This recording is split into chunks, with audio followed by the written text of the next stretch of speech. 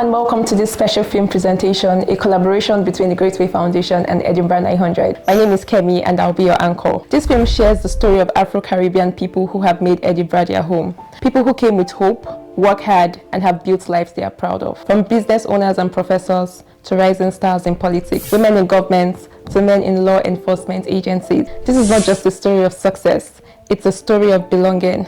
It's about the people who are helping to shape Edinburgh's present and future while carrying the richness of their roots. We invite you to listen, to celebrate, and to see the city and its people through a new lens.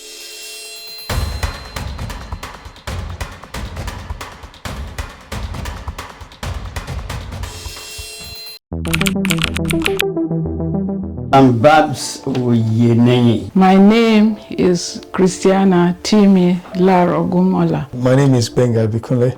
I'm a professor of finance at the University of Edinburgh. I'm based at the business school, and I'm also the director for the Edinburgh Centre for Financial Innovations, also known as ECFI. The ECFI is a flagship fintech center of the University of Edinburgh. My name is Irene Masota. My name is Oluwatokepe Adebayo. I'm mostly known as TK. My name is Karen John, or Karen Shovola because I'm married now. My name is Abiodun Anthony Lowyeye. My name is Oswald. My name is Yetunde Oluwagbemisola Okusoya Olabiran. A lot of people call me Beni. My name is Shola Akiosho. I came to Edinburgh in 1981 as a student to study actuarial after 2 years in Aberdeen doing statistics. My name is Omaba Alfred Bolanga Bimbola. I say that in Yoruba because that's my origin, where I came from in Nigeria, which means Omaba means prince. My name is Jasveer Singh, and came in Scotland from Leicester in 1983. Well, I used to stay in London, but I came to Edinburgh 2006 purposely because of my business, to come and establish an Afro-Caribbean shop in Edinburgh. I came to Edinburgh first in 1980 as a PhD student in Department of Petroleum Engineering at Hertford University. I graduated from the University of Nottingham in England. We lived in England for quite some time, having our children. Then my husband, after working with Barclays Bank for 15 years, he decided to take up an appointment with the Royal Bank of Scotland. And so the whole family had to relocate to Scotland. I came to Edinburgh for the first time in 2011. I went to St Andrews and I was on my way going back to my base in Norwich when I saw the city, and I thought that I should stop by and take a look. And since 2012 I've made the city my home.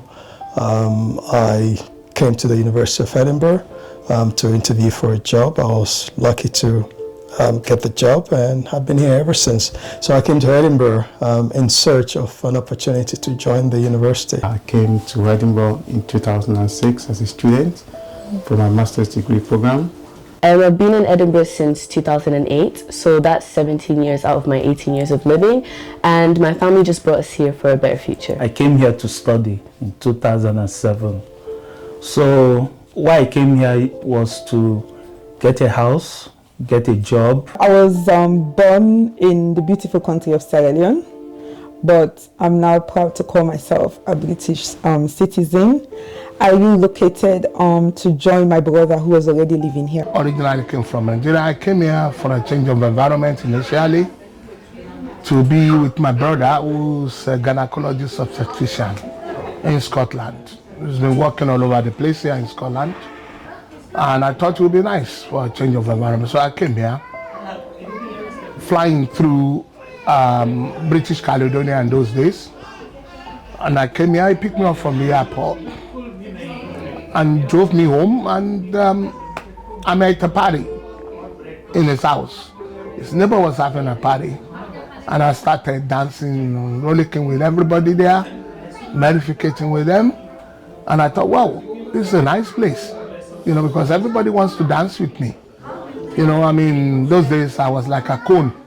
the king of dance. So I came in straight from Nigeria to Edinburgh for a change of environment, and I love it. As an holidays, to tour around with my wife and the 2 children. Then all the tours up to Glasgow, Aberdeen, Inverness, and end up in Edinburgh. My story starts in Kenya, so there's a link between Kenya and Scotland. So I came here to study. I've made this now home. I've been here for about, I would say, more than half of my life. And I'm not going to say how much that is, because I'll be giving my age away. Initially, it was education. Then you start making your own network, you start finding people, you start finding your feet.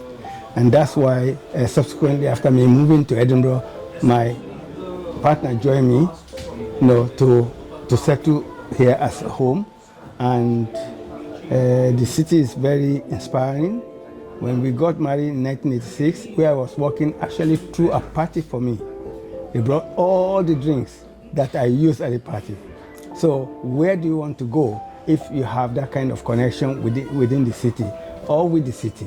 So I was quite at home, and there's no point in going elsewhere if you have that kind of welcoming attitude from the local.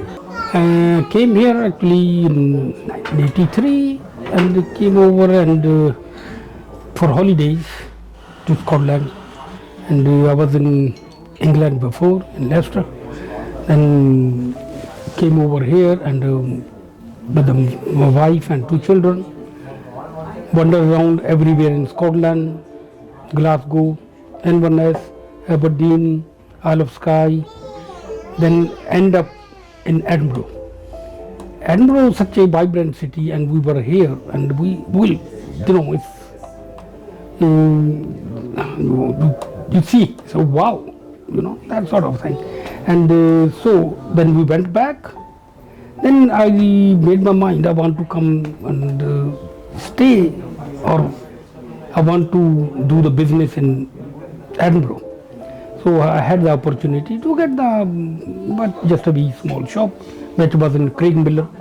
At the time it was, Craigmillar was something, very, very rough or something.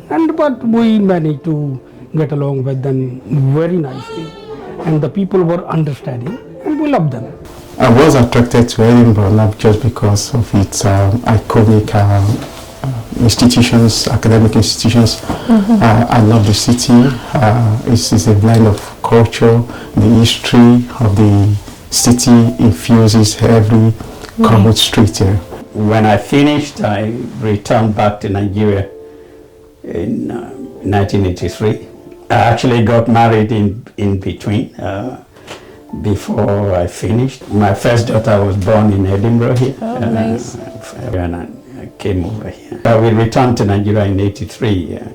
Then Harriet Watt invited me back in 1990 as a senior research associate in charge of oil and gas well engineering. What endeared me to Edinburgh was the scenery, the environment, because it looked just like where I came from, Jos.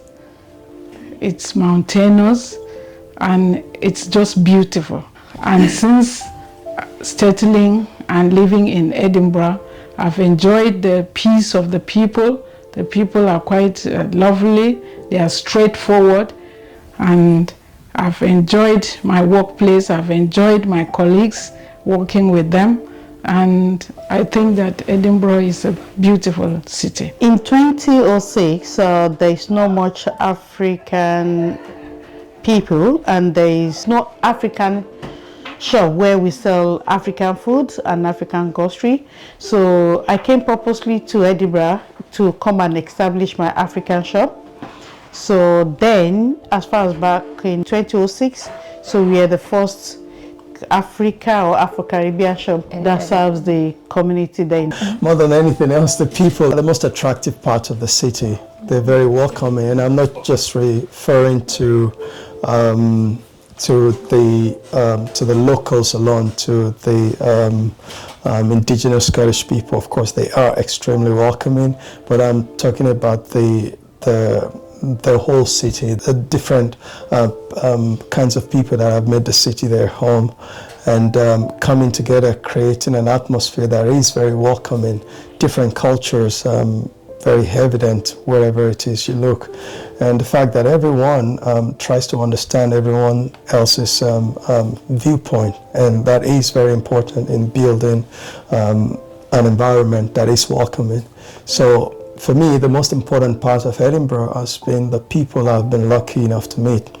But also an important part is, for me, my university community. The University of Edinburgh is considered to be one of the best in the world, and that means that I get to meet and interact with people from all over the world. Virtually every country on the planet has got some, maybe a student or a member of staff, an academic, a researcher, and so on and so forth.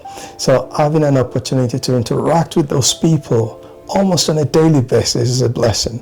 One of the things I love most in Edinburgh, you won't believe, are the cobblestones. I will stand outside to listen to the cobblestones. I love cycling on the cobblestones.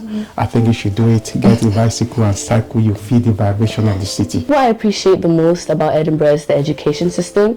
So being here from young, I've gone through the nursery, the primary school, the high school, and now in the university. So I appreciate that if you've been in Edinburgh for more than 3 years, then you can get university for free, so you don't have to pay any tuition fees. And I think that's a great initiative to employ young people to pursue the careers that they want to go in and the things that they want to achieve, and it allows finances to not be something that is blocking them. And yeah, I think that's a really good initiative, and I appreciate that about Scotland. I think it's the diversity in the city. It's sort of architectural beauty, but also in that beauty there is a lot of histories that are linked to us from the past, but also the present history that we make as we move as people within the city, and how different communities over a period of time have evolved and now have made. Well, what initially brought me here was family, but what kept me here is the sense of belonging, opportunity and growth that this city has offered me over the years. And where I was staying before, I was homeless. Things were so tough with me. I couldn't understand what was wrong with me. All my hairs were grown up, my face, I was very, very sick, So they took me down to Salvation Army. That was in 2009. That was when I stayed there for 2 years plus before I moved out, then got my house. Then when I came into the ministry, the first thing I did was through pastor who helped me to know what Bible is all about, to encourage me to put more effort with prayers, and I couldn't understand what was scripture. So he mentored me, taught me, and said, go into the Bible, study the Bible, and that was how my life became better. The first of the achievement is we're able to put people together, especially African people, to know where they can source their food and to make them feel at home. That is our priority, and that is our main achievement. And apart from that, we've got 2 to 3 shops now, so in which we supply food.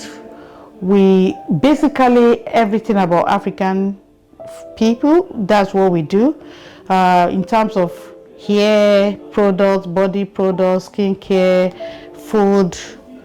Talk about everything about Afro-Caribbean food or African.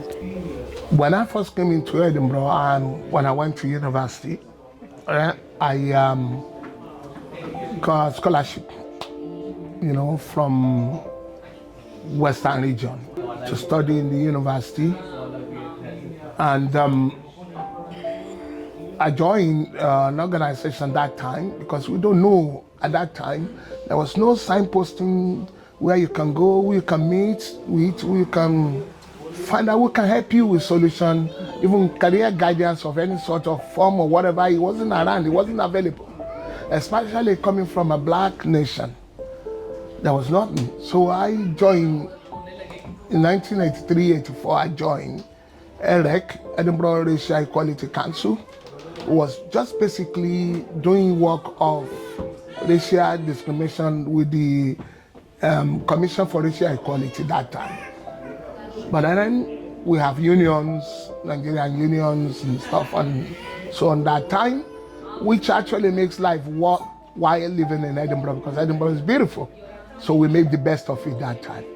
So the narrative changed when I joined African Center. We started African Center in 1990 with the like of Dr. Seraseli and Kami, myself, Tesfu, Sawaz,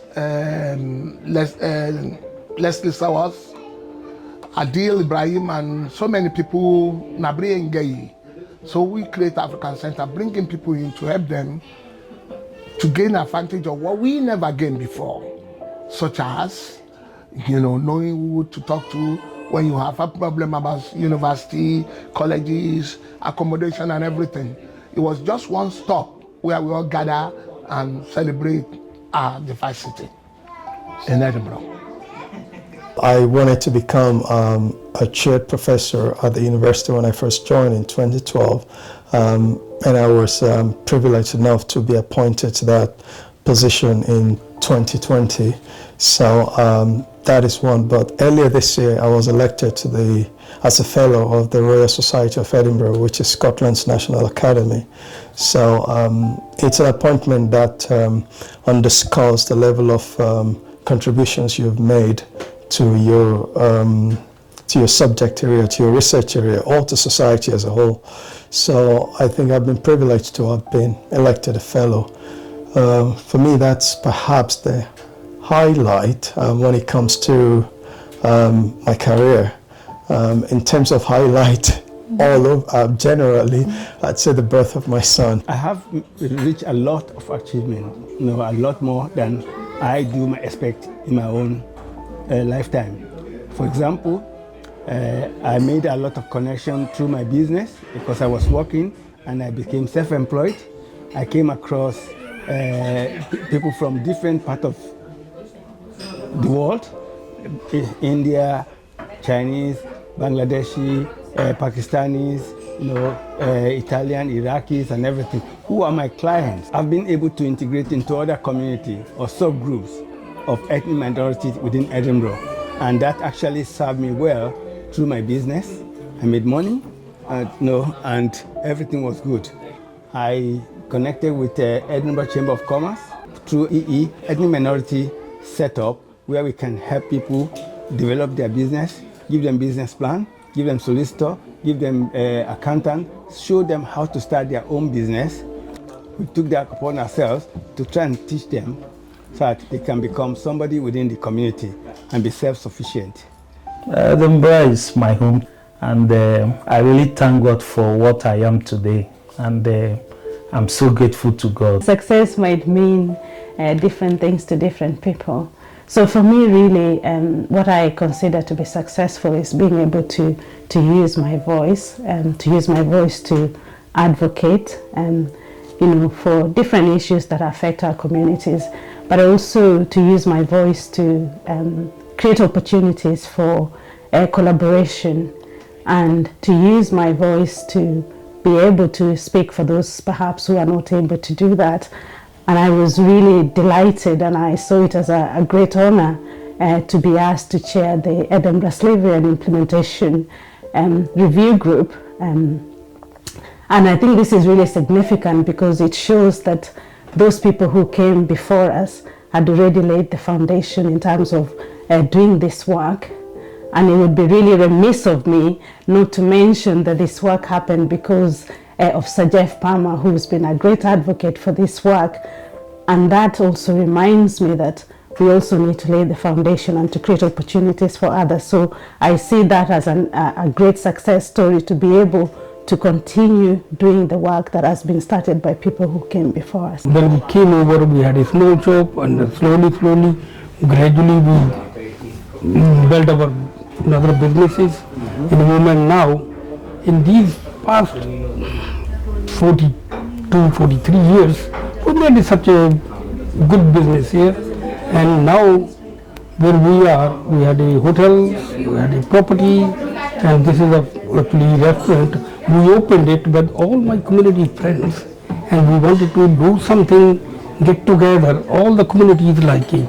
One of my proudest milestones is establishing a social enterprise that provides entrepreneurial training and skills development, specifically for single mothers in Scotland, and also empowering women, especially those raising children on their own, which has become a mission close to my heart. I also created an online faith-based platform dedicated to single mothers, which now has a following of over 10,000 women. This platform equips and empowers women to discover their identity in Christ, embrace their purpose, and walk boldly in their faith. And then my third milestone, I've written 3 inspirational books: The Mindset Shift, The Journey to Christian Identity, Discovering Who You Are in Christ, and also Embracing the Unknown, a guide to finding hope and purpose as a single parent. So each book reflects a part of my journey and serves as a guide for others navigating similar paths. I'm brought up to set goals. That's my family motto, really. And the fact is, in my family, when you then commit your mission and goals to God, then anything is possible. And with Herod Watt, I think I made my landmark. I didn't know it was that much until actually my friend now, who was my boss and also my supervisor, was listing a number of things during my 70th birthday ceremony. I was a bit, I couldn't remember some of those. But I'm proud to say I come from a good home. You have to excel to be an Oyinenyi. I'm not being arrogant about it, but you have to excel. It's no second best. And I think that's what it's been. But at the end, it's part of the goal that reluctantly I had to leave Herod Watt in 1996 because I set time for myself in my milestones. And then Robert Gordon University poached me. I reluctantly left in 96. I became an associate professor there in 97 and a full professor in 2004. But Edinburgh has always been my home. And for the children, because their school, I think they've gone to wonderful schools. And I didn't want to change that. I think that has molded them. I think the quality of the school, St. Peter's Primary School and George Heriot. Okay, maybe I would have been a millionaire by now, but George Heriot fees were very steep for my kid. But that's the primary thing. Education to me is the foundation of any family. And it's not about what you leave in your will. Give them good education. So that's the way I was taught. That's what I tried to do. I've been able to have a very steady and rewarding but demanding job in the school sector. And I'm very, very pleased that I'm able to continue in my career.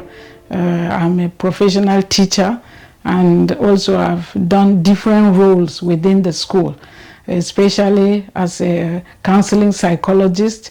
I've been able to add a lot of value to the school system, and as most of the schools I've been to, I will find out that I'm the only minority or the Black Caribbean teacher, and that has been quite useful because I would use my knowledge, my expertise, my skill to sort of help both the children and particularly the parents to have a greater understanding of the society in which they are living in. I've had the great opportunity to be the member of Scottish Youth Parliament for Edinburgh Pentlands for 2.5 years now. And yeah, through then I've been advocating for my constituency, the people of Edinburgh and Scotland as a whole. So some of the things I've been able to do was with some other MSYPs, we did the Right Way project. And basically we just created materials and tools for officials and government leaders to be able to engage with youth meaningfully. So that way that they were actually including the youth with the things that they wanted to do, and not just being a token that, oh, they've spoken to the youth, but actually taking on what they've said and implementing that into like the establishments or the institutions that they're looking to create. And that was based on the Article 12 of the UNCRC. Which is about young people having a voice and that voice being heard, and the ability for those in leadership roles to take on what the youth have said. Some other things I've been able to do, I was interviewed by the Open University and BBC for their new show, The Woman Who Changed Modern Scotland. And they interviewed me as a young woman in politics just to hear you know, how I was feeling and just to get an idea of like my experiences. And I just used that as an opportunity to highlight the lack of Black and people of color in politics. And yeah, I used that to tell them that, you know, if there was more Black and women of color in politic roles and other leadership roles, then us the youth would feel more inspired and believe we have a better opportunity of being in those roles as well. I'd also been on the SQA advisory panel, so that is the Scottish Qualification Assessments, and we spoke directly to those who were involved with the education system, so those who are part of the Scottish Qualification Assessments, the directors, the executives, and from there we just told them directly what the youth were, you know, what the youth wanted to change in their assessments, and especially in the appeal system. So those are just some of the few things as well. And I also had the opportunity to co-lead the Elector event in the Scottish Parliament with some other MSYPs. And again, that was focusing on empowering young women to get involved in politics. And again, I used that as an opportunity to highlight that for Black women, there isn't really that opportunity and availability and resources for them to get involved in politics, and how they need to make those resources available so that we all can be a part of the success story of Edinburgh. My success story so far has been that of tenacity and transformation. From a student arriving, I still remember vividly when I arrived on Princess Street in that court today, to becoming one of the major pillars of the community. For me is notable. The key milestones within my story include attending the King's Garden Party in 2023 at the Palace of Holyrood House in Edinburgh. This is a prestigious honor for individuals who have done very well supporting their community. Other milestones also include being awarded the Chief Constable's Excellence Award in 2023. Amazing. For helping to build better relationships with my community.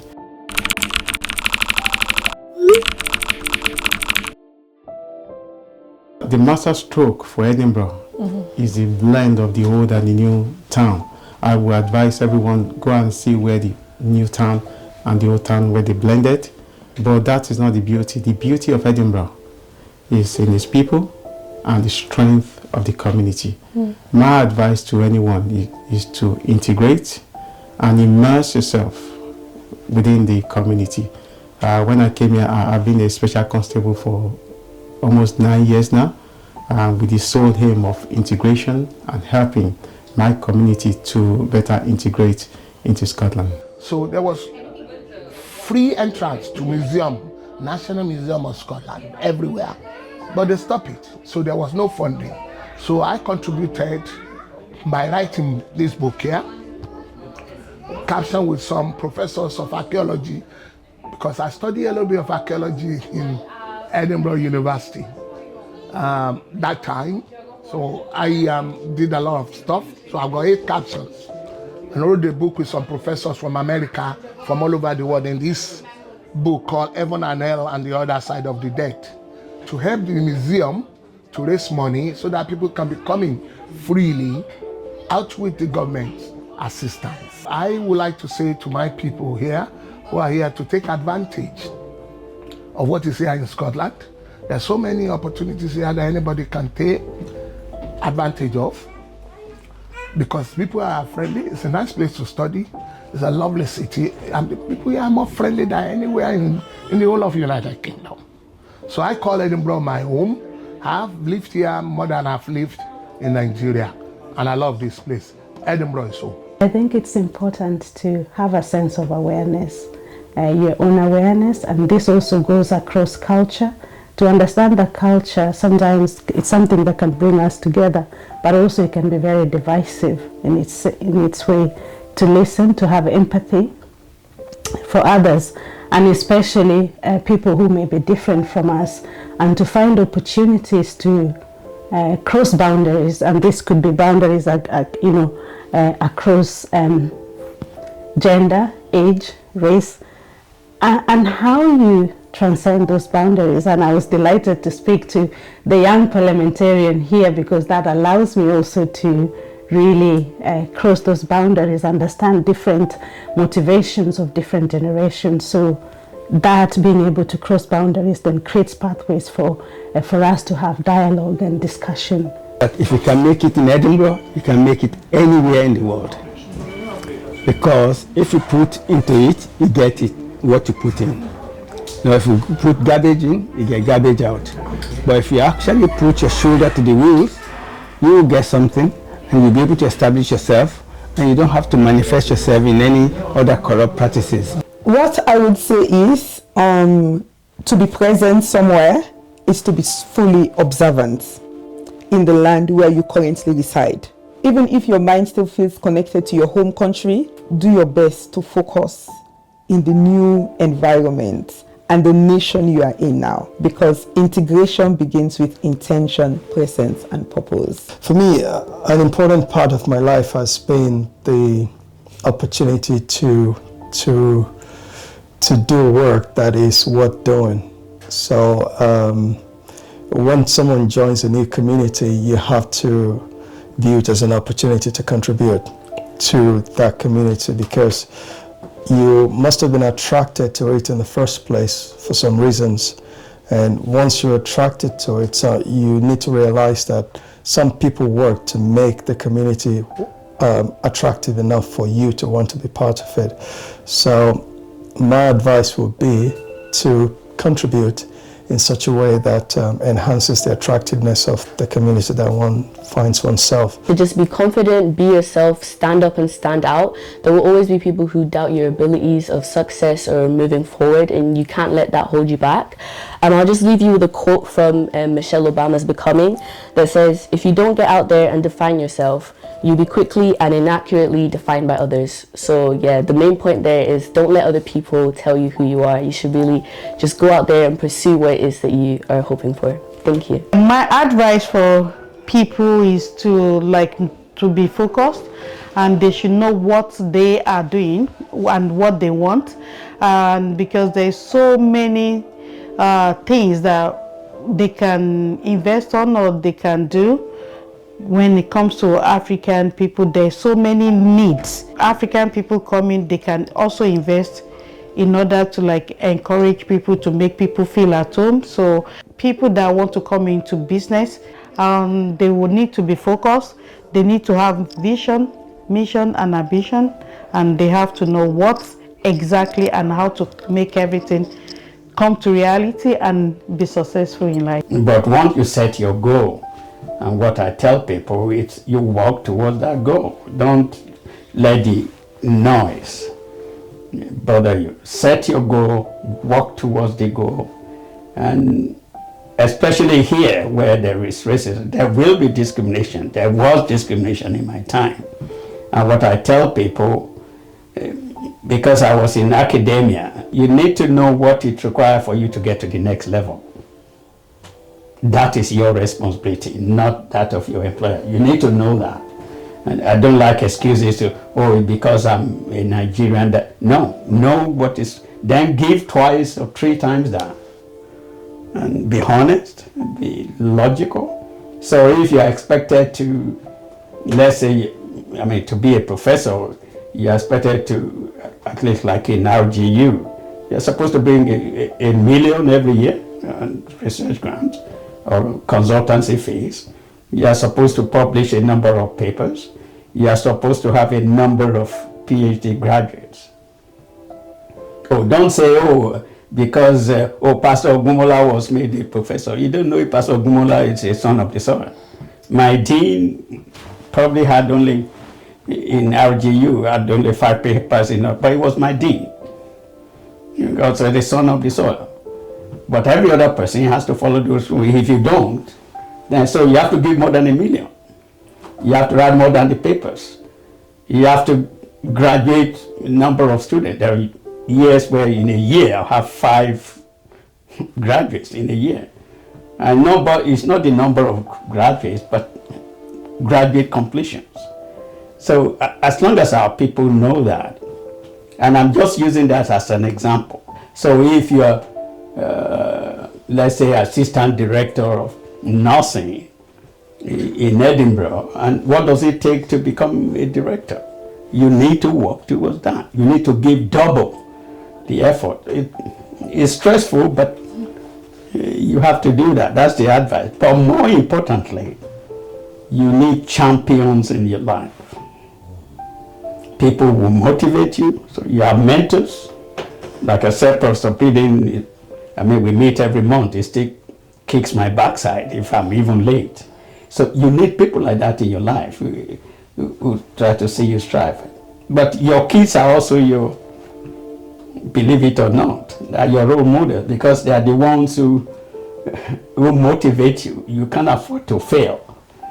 So if you have kids, and if you're planning to have one, then you also need to have other mentors and people you look up to, who believe in you.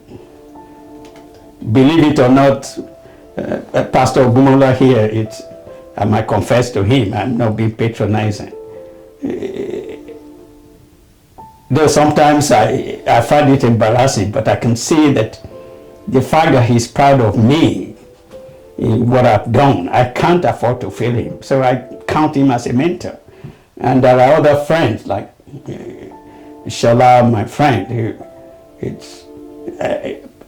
I don't like being showed up, but everywhere Shola turns to, oh, me, Professor Babs. I just like to be called Babs. But you say, oh, it's not a Nigerian professor. And then that to me, I just find it uncomfortable. But you need people like that, so you can't let them down. And because they respect you, you can't go out in the street and be getting drunk. And so you need such role models. Edinburgh community is a rich multicultural community, but there is need for people on both sides, both the mainstream and both those who are coming in, to have a balanced understanding, a bigger picture of the whole issue of cohesiveness and proper integration, proper respect for each community. And I've seen this worked very well. The government has really put in a lot of strategies to sort of integrate the different communities within the Scottish community. And there's need for more on both sides, especially for our African Caribbean community coming in. There's need for them to understand, to first of all take time to study their environment, take time to find out where they will give in more value, to have the mindset of giving their best. And also the wider society, the Scottish society should also understand the African community with their diverse cultural norms and customs and ways of life, and to understand different attitudes that they may come with. It's not that they want to cause trouble. They are very peaceful people, but maybe some attitudes that the wider society may not understand. They need to understand them in that line. But overall, the hallmark of the Scottish society has been that it is a peaceful society. They are friendly people, and the African Caribbean community have been able to really make Scotland our home and mean it. And we have strived. We have not just survived, we have strived, we have prevailed, and we will continue to do very well within the Scottish community. Thank you.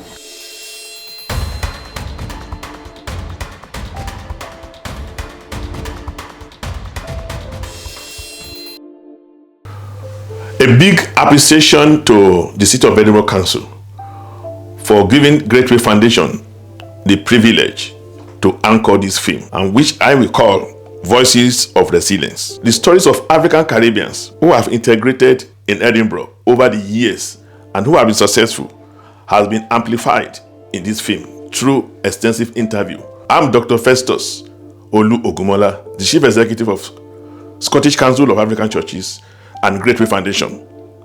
This project has been anchored by some professionals on behalf of the council so that we can capture the sources, the factors surrounding the integration of the African Caribbeans in Edinburgh. There are some methodologies we adopted.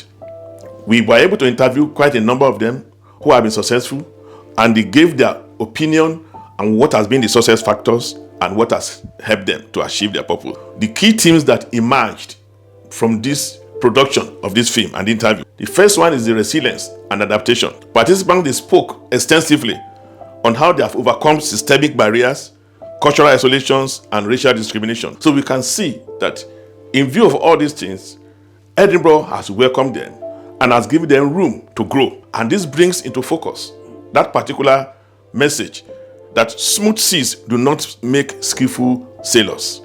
Now, on the area of cultural pride and heritage, there has been an establishment of a deep connection between the African and Caribbeans and the people of Scotland in Edinburgh.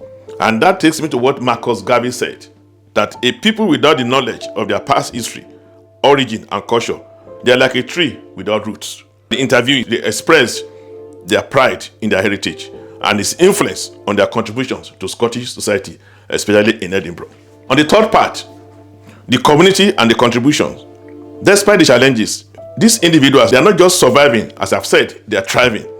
And they are giving back to Edinburgh through mentorship, through community initiatives, through entrepreneurship and public service.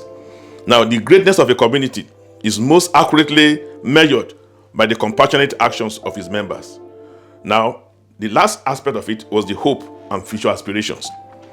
The film captures a collective hope that their stories will inspire future generations to be confident in their identity so as to aim high and build inclusive communities. That brings me back the African proverb that says, if you want to go fast, go alone. But if you want to go far, go together. So the impact and the outcomes of this thing is that the film production has been successfully completed, and a big appreciation to the team that has worked on this to make it successful. The film is compelling. It has captured personal narratives and personal visuals. On the community engagement, the film process itself, it has become a space for reconnections and pride, empowering participants and their networks. And it has provided a legacy tool. The film has served, or is going to serve as an educational and inspirational resource for schools, for council, for community groups across Edinburgh and beyond. In conclusion, this project serves as a testament to the indomitable spirit, the dignity, and contribution of the African Caribbean community in Edinburgh. It underscores the value of inclusion, the richness of multiculturalism, and the importance of representation. And I take solace in the word that says, we are not guests in this city, we are part of the fabric. Thank you very much.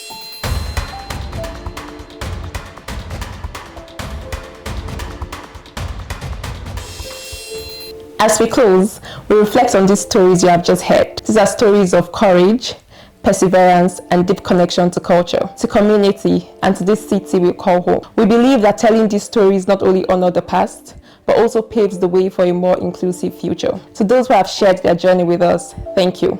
And to all watching, may these stories inspire you to see the greatness in every migrant, in every neighbor, and in every corner of Edinburgh. This is our city. These are our stories. And the best is yet to come. Thank you.